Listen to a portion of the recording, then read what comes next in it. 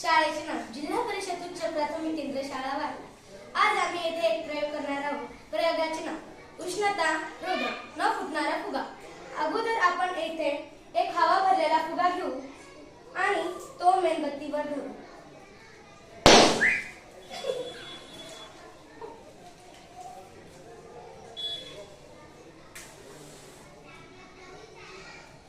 आणि आता तो फुगा फुटला। आता परत आपण दुसरा फुगा ज्याच्यामध्ये पाणी भरलेले आहे तो मेणबत्तीवर धरू। आणि आता काय झाले, हा फुगा फुटला नाही, कारण की आता फक्त ज्या फुग्यामध्ये हवा भरलेली होती तो फुगा उष्णतेच्या परिणामामुळे